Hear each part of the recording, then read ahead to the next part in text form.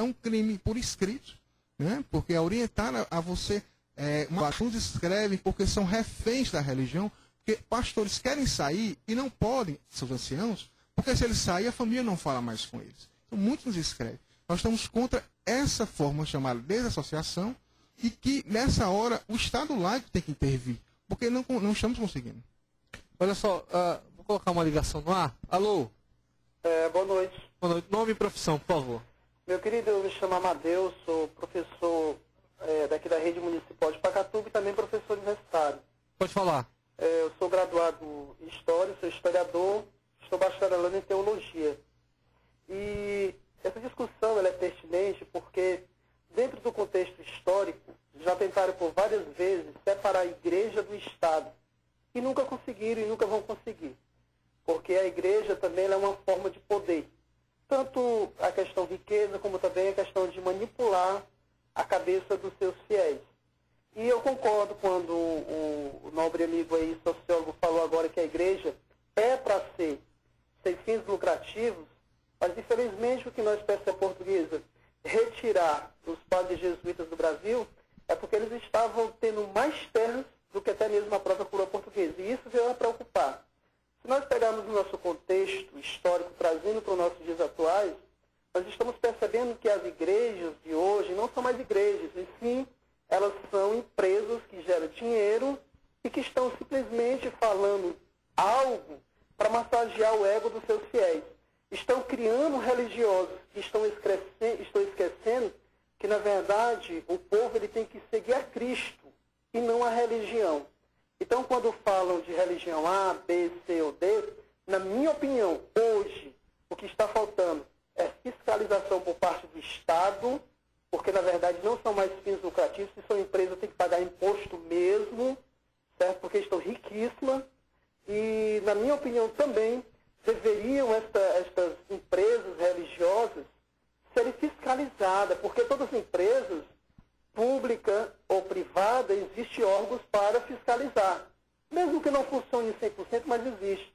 Então, na minha opinião, todas as igrejas, quando forem abrir as portas, primeiro, deveriam ter uma pessoa capacitada, um teólogo, certo? Uma pessoa formada em teologia, para estar à frente dessa igreja. E algum órgão no Brasil para fiscalizar essas empresas privadas, que na verdade não são mais igrejas, não são mais sem fins lucrativos. Porque homens abrem igreja e de repente começam a andar de carros importados, começam a comprar avião, começam a comprar emissora de TV, começam a conhecer outros países. E isso na igreja. O verdadeiro propósito do cristianismo é uma socialização entre a pobreza, e todos deviam ter, como lá no livro de Atos dos Apóstolos mesmo está escrito, que todos vendiam e repartiam as suas propriedades conforme a necessidade de cada um. E eu não vejo nenhum pastor desse daí, donos de ministério, vendendo e repartindo os seus bens, a não ser acumulando riquezas. Tá certo, querido. Obrigado pela participação. Padre Haroldo, você que já tem 45 anos, não é? De vida religiosa. Queria saber o seguinte, toda essa sua experiência, você presenciou muitos conflitos religiosos, de interesses religiosos? É claro que tem... Não só, estou falando em relação ao cristão, não. Eu estou falando de outras religiões também. Tá, sim. Muito bem. Eu vi, né, estive presente, seja sobre os problemas conflituais. Né? Muitas vezes eu ia em férias com jovens, né? E aquelas pessoas que pertencem a outras igrejas, a outras filosofias, muitas vezes discutiam comigo, né?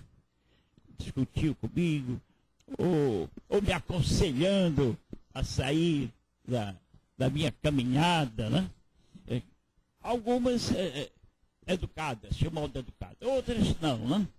Com muita ironia, porque eu penso o seguinte, para se discutir filosofia, religião, política, sociologia, eu acho que o primeiro ponto de partida, aí é que veio o problema, é o diálogo.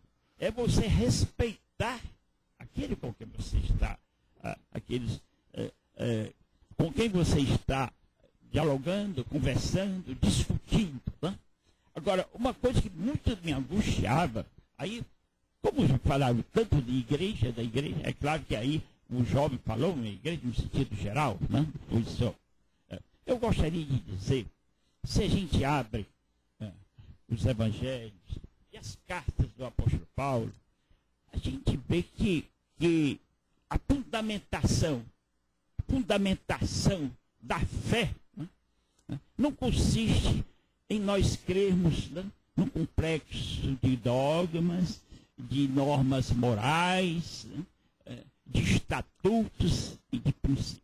Que quanto mais o homem, na igreja católica e em outras igrejas, eu falo da minha, não vou falar de outras experiências que eu não tenho, né? Na igreja católica, né? Olhando mesmo a história. Vamos começar lá entre os judeus, né? Antes da ação de Cristo, né? Da declaração de Cristo, né? Havia lá, Deus deu os 10 mandamentos, né? Depois o povo judeu criou, né, mais de 600 mandamentos, regras, prescrições, proibições, etc. Porque o homem parece que é ávido de sair de si para controlar os outros. Outra coisa é entrar numa dinâmica de concreto, foi bem concreto. Né? Mas olha só, para não estendermos muito, afinal é muita história para pouco tempo. Claro, eu quero só saber o seguinte, desses 45 anos de homem religioso, você já presenciou alguma coisa, diríamos assim, mais direta, né? Alguma intransigência religiosa? Não só contigo, eu estou falando assim da própria Igreja Católica com outras religiões, ou de religiões que não fazem parte da sua, com outras religiões? Claro, quando eu digo, na minha experiência de padre, né? Eu já fui nascido para esta vocação, já em climas diferentes. Até porque eu comecei a despertar ainda antes de ser padre. É o que me angustiava, não sei. É o que traía muitas críticas dos superiores, né? Eu, às vezes, me pergunto a Deus, acho que Deus queria mesmo que eu fosse padre, porque eu tive tantas dificuldades, não problemas de ordem moral, tantas dificuldades pelo fato de pensar à frente, né? de pensar num cristianismo aberto, numa espiritualidade, né? Que não tem nada a ver com certos grupos, né? Que falam em espiritualidade, né? Às vezes confunde até espiritualidade com oração.